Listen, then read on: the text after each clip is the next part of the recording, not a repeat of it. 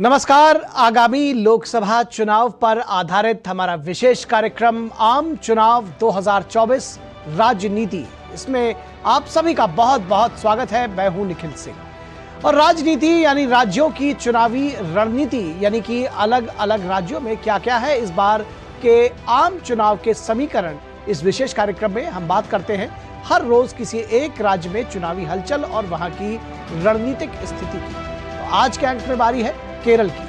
केरल दक्षिणी भारत का एक ऐसा राज्य जो अपनी खूबसूरती और सियासत दोनों की वजह से हमेशा चर्चा में रहता है। हाल ही में पीएम मोदी ने केरल के पथनमथिट्टा में एक विशाल जनसभा को संबोधित किया था। आज उन्होंने पलक्कड़ में एक रोड शो भी किया जिसमें बड़ी संख्या में लोगों ने हिस्सा लिया। तो आइए शुरुआत करते हैं जानकारी और विश्लेषण से भरपूर कार्यक्रम राजनीति की।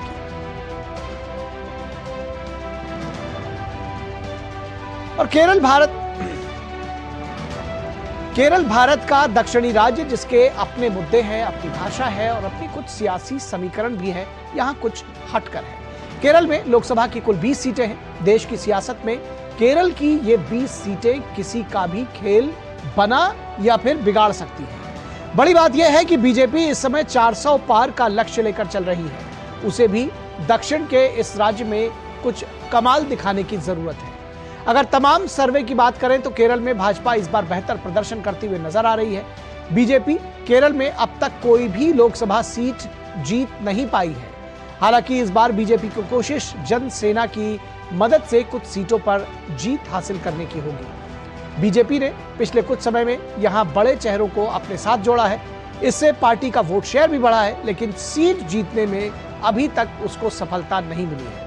वहीं कांग्रेस की अगुवाई वाले यूडीएफ को 2019 के लोकसभा चुनाव में केरल में 15 सीटें मिली थी और 2014 की तुलना में गठबंधन को 7 सीटों का फायदा हुआ था। केरल के राजनीतिक परिदृश्य में कांग्रेस नेताओं को एक बड़ा संकट सता रहा है और वो है दल बदल का। कांग्रेस पार्टी में हाल ही में हुए बड़े नेताओं के पलायन से केरल में भी पार्टी के लिए अनिश्चितता और आत्मनिरीक्षण का माहौल पैदा हो गया है। प्रमुख कांग्रेस नेता के करुणाकरण की बेटी पद्मजा वेणुगोपाल के पाला बदलने और इससे पहले एके एंटनी के बेटे अनिल एंटनी के भाजपा में आने से यूनाइटेड डेमोक्रेटिक फ्रंट यानी यूडीएफ को बड़ा झटका लगा है। वहीं इस राज्य का एक दिलचस्प पहलू यह भी है कि अन्य राज्यों में कांग्रेस के साथ चुनाव लड़ रही लेफ्ट पार्टियां केरल में कांग्रेस के खिलाफ है, यानी कि पश्चिम बंगाल के उलट केरल में कांग्रेस और लेफ्ट आमने सामने है। वायनाड सीट पर लेफ्ट की तरफ से महिला उम्मीदवार को टिकट दिया गया है। इसका नुकसान कांग्रेस को हो सकता है। केरल की राजनीति पर करेंगे विस्तार से चर्चा, लेकिन सबसे पहले नजर डालते हैं यहां के कुछ दिलचस्प आंकड़ों पर। और अगर आंकड़ों की बात करें तो सबसे पहले पॉपुलेशन की बात कर लेते हैं, यहां की जनसंख्या की बात कर लेते हैं। केरल की कुल जनसंख्या 3 करोड़ 34 लाख है, जिसमें से पुरुष जनसंख्या 1 करोड़ 60 लाख है और महिला जनसंख्या 1 करोड़ 73 लाख है। तो आप ये समझ सकते हैं कि महिलाओं की संख्या यहां पर ज्यादा है और इसके लिए केरल जाना भी जाता है। और लिटरेसी रेट की बात करें, साक्षरता दर की राष्ट्रीय औसत दर 72.98% है। तो केरल की जो औसत दर है साक्षरता की वो 94.01 है। पुरुष 96.11% साक्षर हैं तो महिलाएं 92.07% साक्षर हैं। तो साक्षरता दर में जो उच्चतम श्रेणी में जो राज्य आते हैं उनमें से केरल एक है। और जो मेन विमेन रेशियो है उसमें भी यहां महिलाएं अधिक है पुरुषों की अपेक्षा। केरल लोकसभा चुनाव की बात करें तो कुल मतदाता 2 करोड़ 70 लाख है। पुरुष मतदाता 1 करोड़ 31 लाख और महिला मतदाता 1 करोड़ 39 लाख है, यानी कि यहां पर महिला मतदाता जाता है। थर्ड जेंडर की बात करें 309 है।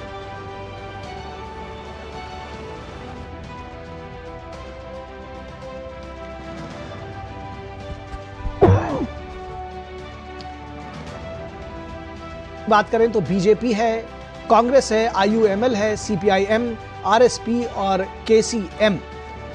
तो ये सारी पार्टियां इस बार चुनाव में नमूदार हैं, यूडीएफ, एलडीएफ और बीजेपी के तौर पर, या ये कहा जाए कि एनडीए के तौर पर। और अब इस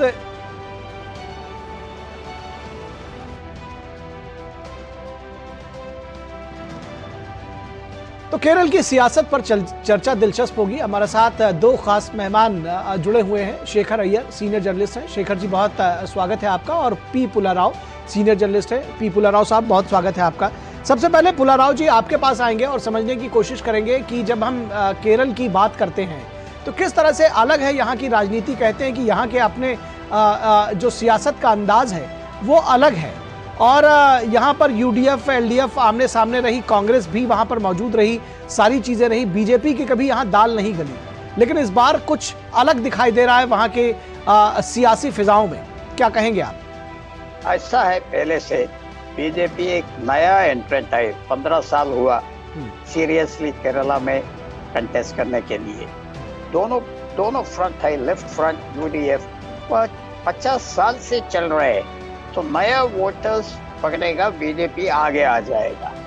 प्रेजेंटली कौन वोट करे यूडीएफ को, एलडीएफ को, वो चेंज करने के लिए इतना इजी नहीं है। तो हम क्या देख रहे हैं, बड़ा एफर्ट हो रहे हैं। नरेंद्र मोदी जी प्रधानमंत्री हुआ 2014 से बड़ा एफर्ट हो रहे हैं, सीरियस एफर्ट हो रहे हैं। एक familiar figure, respected figure Kerala में नरेंद्र मोदी जी हुआ, और पार्टी भी अच्छा एफर्ट्स कर रहे हैं। लेकिन समय चाहिए, और इस बार 1-2 से 20% वोट आ जाएगा, 15% हो जाएगा, अच्छा है। लेकिन किसी सीट में 30% वोट टच करेगा, वो एक एमपी का स्थान आ जाएगा। ये एफर्ट चल रहे, मेरा व्यू में प्रोग्रेस हो रहे, वोट शेयर बढ़ा रहे। लेकिन इस 2024 में रिजल्ट आ जाएगा, 1-2 सीट में सारा एक्सपेक्ट कर रहे हैं, नहीं है, और 5 साल लगेगा। एक विषय आप याद कर लीजिए, उत्तर प्रदेश में 50 इयर्स लगाया बीजेपी गवर्नमेंट फॉर्म करने की। 50 इयर्स, 1961 और 1992, 93, 94 was फर्स्ट में बीजेपी चल रहे दक्षिण में, पर्टिकुलरली केरला, तमिलनाडु, तेलंगाना में 15% ऐसा रेंज में आया। इस बार अरे एक्सपेक्ट कर रहे, प्रधानमंत्री बहुत बार केरला गया ये 10 साल में, तो कांटेक्ट लोगों से बहुत कांटेक्ट किया, फैमिलियर फिगर हुआ वो, और कोई प्राइम मिनिस्टर कैंडिडेट है आज नरेंद्र मोदी जी से। तो सारा लोग सोच रहे इस बार 1-2 सीट आने के मौका है। लेकिन ग्रोथ है, चल रहे, इमीडिएटली बड़ा रिजल्ट नहीं आते, क्योंकि दोनों फ्रंट वहाँ 40 साल 50 साल से एस्टेब्लिश हुआ। वोटर्स बदलने के लिए टाइम लगा रहे, लेकिन बीजेपी एफर्ट कर रहे हैं। जी जी जी। शेखर अय्यर जी, अगर पुलाराव साहब की बात को थोड़ा इस तरह से भी समझने की कोशिश करें कि आज़ादी के बाद से जिस तरह से ओवरऑल डेमोक्रेसी हमारे यहाँ फली फूली, जिस तरह से एजुकेशन सिस्टम बढ़ा, केरल की बात करें, केरल पहले से ही, अभी आपने आंकड़े देखे कि वहाँ पर जो एजुकेशन है, जो साक्षरता की दर है, वो सारी चीज़ें देश में जो अव्वल नंबर पे जहाँ रहा जाता है वो उन पर है, चाहे वो मेन विमेन रेशियो की बात हो। तो अगर ये कहा जाए कि बदलाव जिस तरह से अभी पुलाराव साहब कह रहे हैं कि थोड़ा स्लो दिखेगा, आपको लगता है कि क्या बदलाव इतना स्लो रहेगा? क्योंकि अब 21वीं सदी में चीज़ें तेज़ी से बदलती हैं, ऐसा मानकर चलें कि युवा जो है वो बदलाव के लिए तैयार होंगे।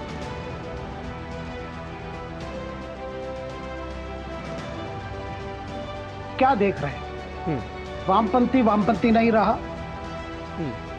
तमिलनाडु में भी डीएमके एडीएमके शासन देख चुके हैं, दोनों में भ्रष्टाचार, पैसे देके वोट खरीदते, और 5 साल के लिए वोट, पैसे से बस वोट आ जाता है, उसके बाद वो चिंता ही नहीं करते। दोनों पार्टियों पे इतना बड़ा भ्रष्टाचार का आरोप है, जितने रेड्स हुए, जितने कैश सीजर हुए, उसके बावजूद भी डीएमके जैसे पार्टी सोचते हैं भाई कुछ भी हो हम उनको मंत्री बना के रखेंगे, हटा दिए तो फिर उनको मंत्री बनाएंगे। ये सारे चीज़ों को लेकर आज राजनीति में, मैं केरल की भी बात करूंगा, तमिलनाडु में जैसा भ्रष्टाचार आम आदमी महसूस कर पा रहा है। घर का कोई क्लियरेंस लेना हो, बिल्डिंग प्लान्स हो, नल लगाना हो, कुछ भी के लिए, इतना तक आप दारू भी खरीदेंगे उसके ऊपर आपको एक्स्ट्रा कैश देना पड़ता है, जिसका कोई ये नहीं है। केरल में भी आप देख लीजिए, एक समय था कहा जाता था कि वामपंथी पार्टी में कम भ्रष्टाचार कम है, कभी नेताओं के खिलाफ इतने भ्रष्टाचार आरोप नहीं होगा। लेकिन इस बार आप क्या देख रहे हैं, पिनराई विजयन के परिवार के ऊपर भी सवाल आ गया है,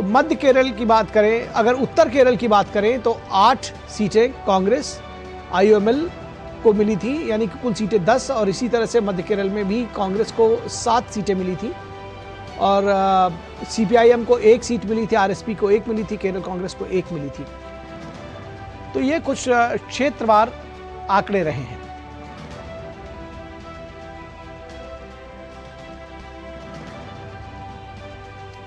पुल्ला राव जी, आपने ये सारे आंकड़े देखे, निश्चित तौर पर आप चुनावी परिदृश्य पर आपकी नज़र होगी, आपने देखा है। कांग्रेस की बात करें, जो पिछले कुछ समय से डिसइंटीग्रेशन हम कहें, जिस तरह से के करुणाकरण की बेटी वहां से गई, जिस तरह से AK एंटनी के बेटे ने उनका साथ छोड़ा और वो बीजेपी का ये कांग्रेस के लिए थोड़ा कहीं ना कहीं जिसको कहते हैं कि चिंता करने की बात है, कांग्रेस को चिंता करना चाहिए।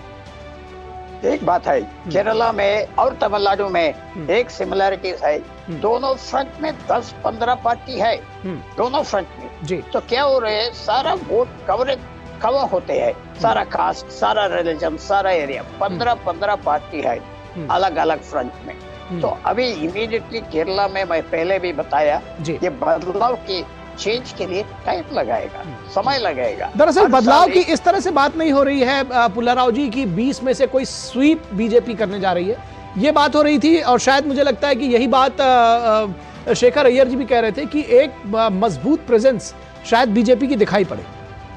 जरूर है, बड़े परसेंटेज वोट शेयर ज्यादा हो जाएगा इस बार, no doubt about it, Kerala में जरूर हो जाएगा। लेकिन वो क्रिटिकल मास, वो लाइन 25%, 30% वोट चाहिए सीट में, वो फिगर क्यों है? ये 3 फ्रंट का झगड़ा है और दूसरे फ्रंट का पार्टी बीजेपी तक अभी तक नहीं आ रहे, सोलो एफर्ट, सिंगल एफर्ट जा रहे हैं, स्लोली इंक्रीज हो रहे, ग्राफ बड़ा हो रहा है। लेकिन 25%, 30% वोट आने तक, सीट आने के लिए मुश्किल है। त्रिवेंद्रम का सीट है, बहुत नैरो से शशि थरूर जीत गया लास्ट टाइम। इस टाइम एक बड़ा कैंडिडेट आया, राजीव चंद्रशेखर, स्ट्रॉन्ग कैंडिडेट है, कास्ट ठीक है, सारा ठीक है, वो सारा वो मेजोरिटी क्या हो जाएगा? वो 50,000 का मेजोरिटी से जीत गया, वो क्या हो जाएगा? इस बार एक इंटरेस्टिंग चैलेंज त्रिचूर में है और त्रिवेंद्रम में है, अर्बन सीट्स में चल रहे हैं। रूरल सीट में अभी तक बीजेपी इतना फोर्स नहीं हुआ, अर्बन सीट्स में चल रहे हैं। लेकिन मैं पहले से बोल रहा हूँ 30% ही चाहिए। जी, तो मैं कांग्रेस में डिसइंटीग्रेशन की जो बात है, मैं कह रहे थे कांग्रेस के लिए कितनी चिंता की बात है?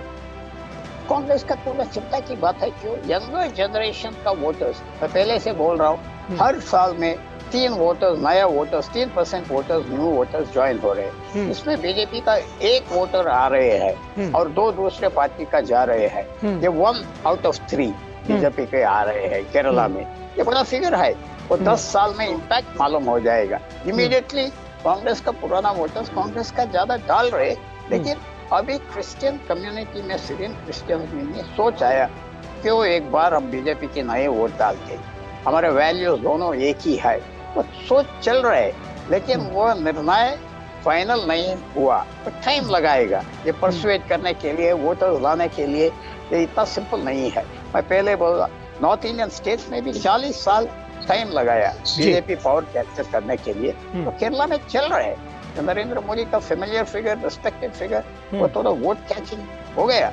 लेकिन 15 पार्टी है, एक पार्टी का एक MLA है, एक MP है, वो सोसाइटी भी अलग है, स्मॉल स्टेट है, ज्यादा पॉलिटिक्स है, वो पेनिट्रेट करने, एंटर करने के लिए बड़ा मुश्किल है।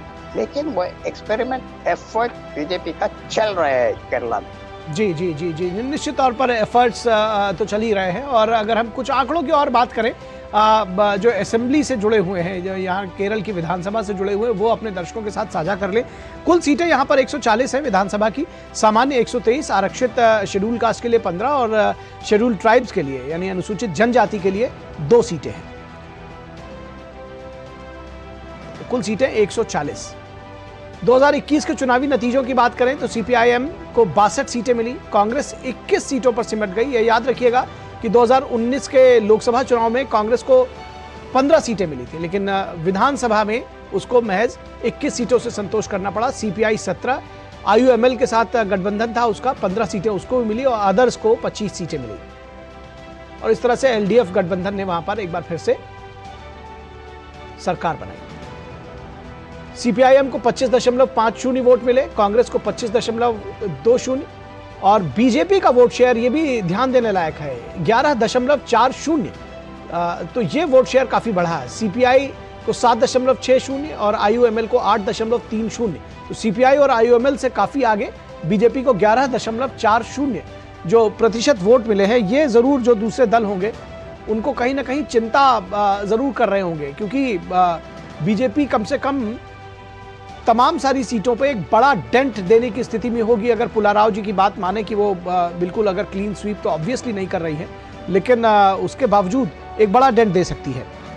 शेखर अय्यर जी, आपसे अगर हम समझें वहां पर जो केरल के जब हम तमाम मुद्दों की बात करते हैं, कन्वर्जन भी एक बड़ा मुद्दा है, आपको नहीं लगता है? क्योंकि जिस तरह से पीएफआई पर बैन हुआ, उसके बाद फिर जो सारा घटनाक्रम है वो आपने देखा, तो अगर कहीं इसको देखा जाए कि हिंदू और क्रिश्चियंस का एक नया समीकरण उभरता हुआ सा आपको दिखे, 11.40% वोट जो है वो बीजेपी ने विधानसभा चुनावों में गेन किया है, जो कि एक बड़ा मार्जिन था। पहले लगभग 0 से शुरुआत की थी बीजेपी ने वहां पर। लेकिन जी वहां पे क्या हुआ है, ये दोनों जो गठबंधन है, एलडीएफ हो या यूडीएफ, पहला ये माना जाता था एलडीएफ जो है एक नेचुरल हिंदू पार्टी है केरला, यानी हिंदू विषय को, हिंदू इंटरेस्ट को थोड़ा देखती है, क्योंकि उनका वोटर बेस जो था ज्यादातर यड़वा कम्युनिटी का था। और वैसे देखा जाए यूडीएफ वैसे उस कॉम्बिनेशन में भी आप देखेंगे कांग्रेस के अलावा इंडियन यूनियन मुस्लिम लीग, केरला कांग्रेस, जो बेसिकली जो मेजर जो मुस्लिम और क्रिश्चियन वोट यूडीएफ के साथ होता था। लेकिन ये क्या हुआ, जब 19 के रिजल्ट के बाद और 19 में जो पिनराई विजयन के लिए जो धक्का लगा, उसका कारण ये था सबरीमाला इश्यू थोड़ा उन्होंने मिसहैंडल कर दिया जी। उससे वामपंथियों ने केरला में स्ट्रैटेजी बदल दी। अब हमें अपने केवल हिंदू वोट के पीछे नहीं जाना है, हमें पूरा ये जो मुस्लिम वोट है यूडीएफ के साथ उसको अपनी ओर खींचना है। इसलिए पिनराई विजयन बहुत कोशिश से वो लगे हुए पिछले 2-3 साल से किसी तरह जो यूडीएफ का जो मुस्लिम वोट बेस है वो अपने ऊपर शिफ्ट हो जाए। इस कारण से कहीं ना कहीं कभी जो आपने इसकी बात की पीएफआई की, लेकिन पीएफआई का जो राजनीति की जो है एसडीपीआई, उसके साथ भी पिछले विधानसभा में भी कुछ ना कुछ अंडरस्टैंडिंग था। और ज्यादातर दूसरी बात जो हो रही है, जो चिंता की बात है, कहीं ना कहीं जो एक्सट्रीमिस्ट एलिमेंट्स हैं, रिलीजियस एक्सट्रीमिस्ट, ये उनको कहीं ना कहीं लेफ्ट फ्रंट से एक प्रकार से एक सपोर्ट मिलना शुरू हुआ है वहां पे, जिसको लेकर बाकी पार्टी चिंता में है। और इसलिए चिंता हुआ है क्योंकि एसडीपीआई के साथ एक सीक्रेट अंडरस्टैंडिंग चलती रहती है वामपंथियों के साथ, क्योंकि मुस्लिम वोट को कंसोलिडेट करना है। और ऐसी एलिमेंट्स को लेफ्ट फ्रंट ने इंकरेज किया है ताकि इंडियन यूनियन मुस्लिम लीग जो आईयूएमएल है, जो कांग्रेस के गठबंधन में, उसकी जो इन्फ्लुएंस कम हो जाए, ताकि जो बाकी जो वोट है लेफ्ट फ्रंट के में आ जाए। उसकी सक्सेस हमने देखा कि जब असेंबली चुनाव हुआ, लेफ्ट की अच्छा प्रदर्शन ही रही, क्योंकि वो मुस्लिम वोट जो कांग्रेस के साथ था उसको तोड़ पाए, अपने पर ले आए पाए, जिसको लेकर बाकी इसकी वजह से जो लेफ्ट की नई अप्रोच रही है केरला पे, उसको लेकर भी कई बातें शुरू हो गई। और जिसकी वजह से आप देख रहे हैं कि भाई कहीं ना कहीं कुछ घटना होती है तो कहीं ना केरला से जुड़ा होता है। एनआईए बार बार वहां पे रेड कराती है, कुछ ना कुछ उनको अरेस्ट करना पड़ता है, क्योंकि जो एक्सट्रीमिस्ट फोर्सेस है, इस्लामिस्ट एक्सट्रीमिस्ट फोर्सेस है, वो केरल में बड़े एक्टिव है। तमिलनाडु में भी कुछ एक्टिव है, बड़े एक्टिव है। एनआईए का काफी केसेस होता है, आपने बार बार ये स्टोरी देखेंगे, एनआईए ने जांच शुरू की या वहाँ जाते हैं, ये करते हैं। और ये जो बेल्ट है ना, नॉर्थ केरला, कर्नाटका और नॉर्थ तमिलनाडु, ये सब एक प्रकार से इन ताकतों के लिए बड़ा एक्टिव रहा है, जो बीजेपी इसको एक मुद्दा बना रही है। तमिलनाडु हो, केरला हो, कर्नाटक हो, यही बातें वहाँ की जा रही है। तो कई चीजें जो लेकर देखे, राजनीति स्टैटिक नहीं है, बदलती जा रही है। और प्रधानमंत्री मानते हैं कि भाई आपको बूथ लेवल पे काम करना है, पहले बताना है भाई BJP stands for what. Tamil Nadu में जो अण्णामलई की जो पदयात्रा रही, यही तो काम था उनको जी। जब क्योंकि सब लोगों की ये था भाई बीजेपी क्या है, जीरो है, जीरो है। लेकिन आज देखिए सबसे बड़ी खबर, पाटाली मक्कल कच्ची जैसे पार्टी पीएम के, वो बीजेपी के साथ समझौता किया है। जब पहले डीएमके उसको ऊ कर रहे थे, फिर आज एडीएमके ऊ कर रहे थे, लेकिन उन्होंने डिसाइड कर लिया नहीं हम बीजेपी के साथ जाएंगे जी। तो इसका मतलब बीजेपी उभरते हुए एक फैक्टर बन रहा है, केरला में भी बन रहा है, तमिलनाडु में भी बन रहा है। हाँ अवश्य ये कितना कन्वर्शन होगा, सीट मिल जाएगा तुरंत, लेकिन बीजेपी की सोच भी यहाँ लंबी सोच है जी, एक लॉन्ग टर्म इन्वेस्टमेंट है। भाई हमारी कैडर डेवलप करनी है, बेस डेवलप करनी है, बूथ लेवल पर हमारी कार्यकर्ता को बनानी है। तो ये पार्लियामेंट इलेक्शन भी उस सिलसिले में जी, उस ऑब्जेक्टिव में एक मुख्य आगे बढ़ने का एक बड़ा पड़ाव होगा। निश्चित तौर पर एक बड़ा पड़ाव होगा और शायद पुलाराव जी भी यही कहना चाह रहे हैं कि बीजेपी लगातार वहां पर कोशिश कर रही है और उस कोशिश में ये एक बड़ा पड़ाव साबित होगा। और इसके साथ ही साथ एक बात शायद और भी होगा कि इसमें एलडीएफ और यूडीएफ किसको ज्यादा नुकसान होता है बीजेपी की वजह से, ये भी आकलन जो राजनीतिक पंडित हैं वो जरूर कर रहे होंगे कि बीजेपी किसको ज्यादा डेंट देती है। फिलहाल बहुत शुक्रिया इस तमाम बातचीत के लिए पुलाराव साहब आपका भी और शेखर अय्यर साहब आपका भी। तो आम चुनाव 2024 राजनीति के आज के अंक में बस इतना ही। आज हमने चर्चा की केरल की और हम फिर जुड़ेंगे किसी दूसरे राज्य की चर्चा के साथ अगले अंक में। तब तक के लिए दीजिए इजाजत, नमस्कार।